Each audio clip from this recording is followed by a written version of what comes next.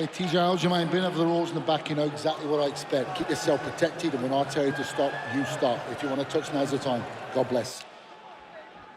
Well, if any of you ingested our UFC 280 weigh-in show, Paul Felder, Daniel Cormier did not think there would be a touch of gloves. They did. There's definitely mutual respect there, then. Yeah, you know, honestly, a lot of times, like, you can, in the build-up, it's very like, I hate this guy, but then when you're about to fight him, like, hey, touch gloves and let's go. Let's go, yeah. Because ultimately, all questions are answered. That's right. Dillashaw in white, Aljamain Sterling in the black and gold, befitting a champion. Ooh. Both guys, very kick-heavy game. Here we go. Already Aljamain early with the takedown. Already a takedown by the champion. Oh, he's gonna take his back. Nope, Dillashaw rolls back to his back, gives up the takedown, knowing he cannot afford for Aljo to be on his back this early in the fight. Something causing Dillashaw pain. He's gonna tap here. It looked like he was trying to get his hand ready. Maybe there's an injury. Yeah, he's hurt. He's wincing bad. Something in the glove, maybe.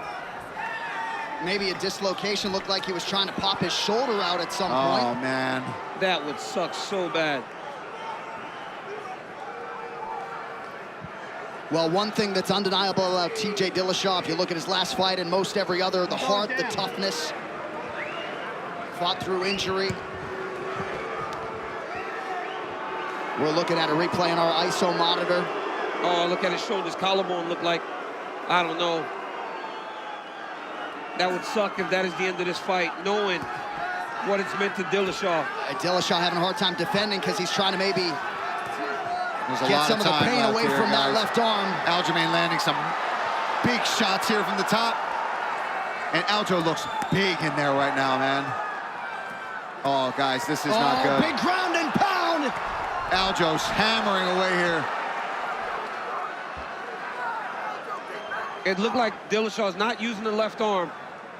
He's trying to move, but, I mean, you got Aljamain Sterling on top of you in this position. This is as bad as it gets. Huge ground and pound strikes finding the home. There's the back. And now the Jan Sport. You do not want this. You don't want Aljamain Sterling on your back this early. Fresh. When he's fresh. Dry. Although in this arena, you won't be dry for long in there. And Aljo will go back to the mount. He will not lose position chasing this choke. If you're Dillashaw, you hope that he stays here, because then it gives you more time to try to recover from whatever's bothering him. Oh, he's gonna flatten him out. He's gonna... Yeah, the elbow is there. I heard that corner of Aljamain Sterling. Nice job for Till to get out of that position, but we still don't know what's going on. And Dillashaw did not do an open workout this week. Some wondered aloud about his absence on embedded. Perhaps it was a pre-existing injury. He just winced again. He literally just winced again when he tried to post. Oh, this sucks for... We've seen him fight through before. He tore his knee early in that fight against Corey Sandhagen. But for a shoulder injury with Aljamain Sterling on your back, all Dillashaw and his team can hope is that he can get back to the corner.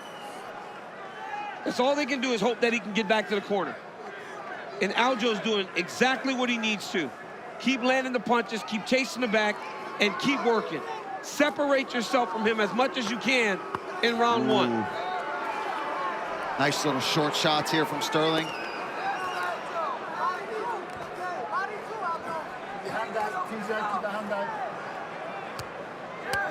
Sterling with that body locked down. Dillashaw trying his best to avoid the damage.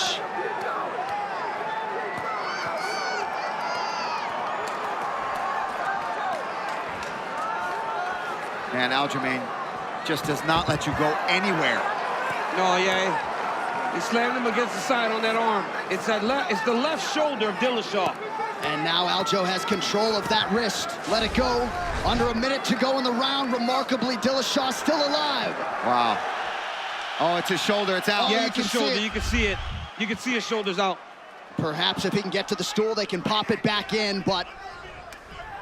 The fact that that's even a thing, right? Yeah. Well, we saw with Aaron Pico recently.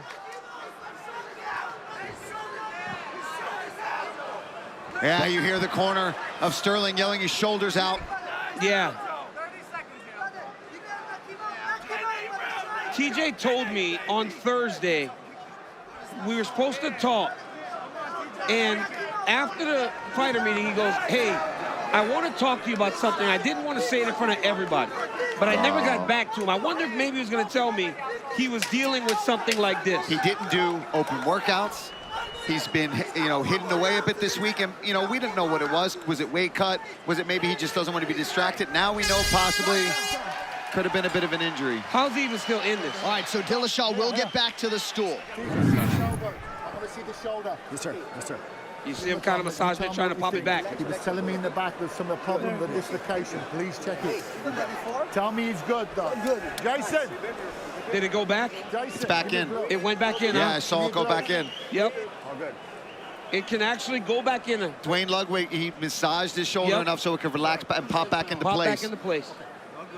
Hey, take note on how to get that back in. Fight starts now, all right? Good. Same thing. Get out there and get your motion. Let's sprint cross. Let's keep distance. Oh, yep. You can see the You joint can see the popping shoulder. right Yeah, there. look at it. There it is.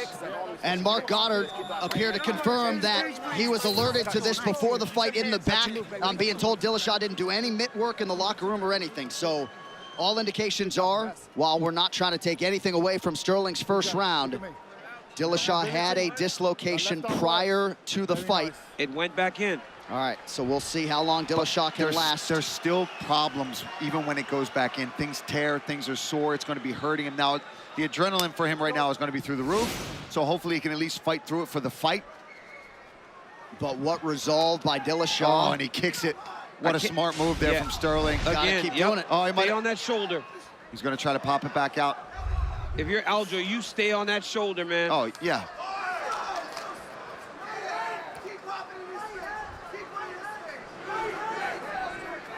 Dillashaw, essentially a one-handed fighter offensively, at least right now.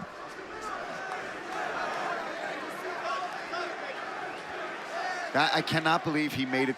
You got to give him credit for that. His toughness is on another level. On another level, man. To see, I mean, and Aljo's as good as they come, right? And it sucks that this It's hard to happened win that because- fight without it, with no injuries.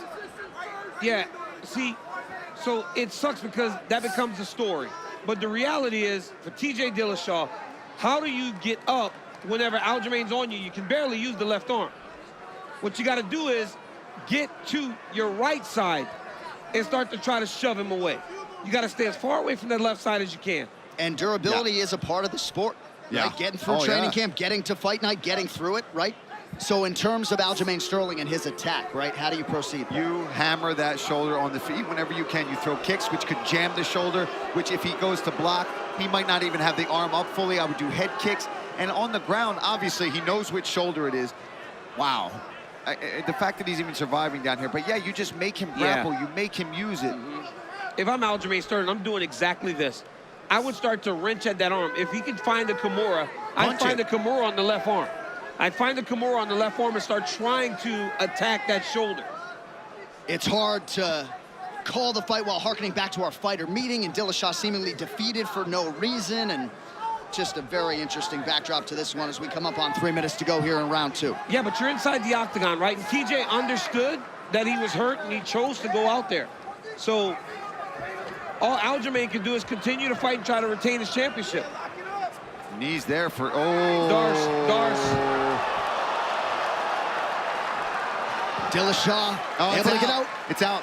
Oh, it's bad. He's got to kick. He's trying to pull it out himself. It's out still. And even Aljamain was just like, hey, like kind of looked at him like, what are we doing? Keep going? Yeah. You hear Rilongo? No mercy. No mercy. Those guys have no, they don't feel sorry for him. No, man, listen. It's a fight. Yes. Nice elbow. It's unfortunate for TJ, but you attack weaknesses in this sport. Well, and unfortunate for Sterling too, man. I mean, this guy's had so many different circumstances, right? Only guy to win an undisputed championship by virtue of a DQ, and now dealing with this noise under 2 minutes to go in round 2. And honestly, you know, ТиДжей Диллашоу will not quit on himself. At any moment, you can kind of go, hey, this guy can't fight tonight, you know, and stop the fight. But and let him live to fight another day, but he's so compromised. He's not beating Aljamain Stерлинг with one arm. Aljamain is too good. Punishing elbow from Stерлинg. That could be the beginning of the end. I think so. And it should be. Great job by Aljo. Flatten him out and go to work. It's over. This is That'll over. do it, and still undisputed. Best in the world at 135, the Funk Master, Alджэмейн Stерлинg. And some immediate medical attention to title challenger ТиДжей Диллашоу. MMA not necessarily a young man's game, but so many championship miles and training camps accrued by ТиДжей Диллашоу. Myriad surgeries throughout his career, but the belt remains on Long Island with Team Serra-Longo's Alджэмейн Stерлинg. Mutual respect there shown between these two guys. All right, let's take a look back at some of the action here in this fight. Here's the takedown. And just complete control. And then, oh, the ground and pound that Aljamain Stерлинg showcased tonight with his back control that we already have seen showcased so many times in his fights before. Listen, you can still take absolutely nothing away from this champion right here. He did what he had to do tonight. He showed up in unbelievable shape. We feel for ТиДжей Диллашоу and the injury that he suffered during that fight and beforehand. And there's the corner celebrating. Hey, this kid's a problem, man. Aljo, where's my fiance? Nobody ever did that to him. Where's my fiance? Mark Goddard just coming over to the broadcast booth. That the reason for the silence. He said that was disclosed to him prior.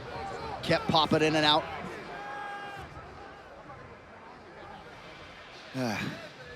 All right, to make it official, here's Bruce. Ladies and gentlemen, referee Mark Goddard has called a stop to this contest at 3 minutes, 44 seconds of round number 2. Declaring the winner by TKO and still the undisputed UFC bantamweight champion of the world, Alljamain Funkmaster Stерлing.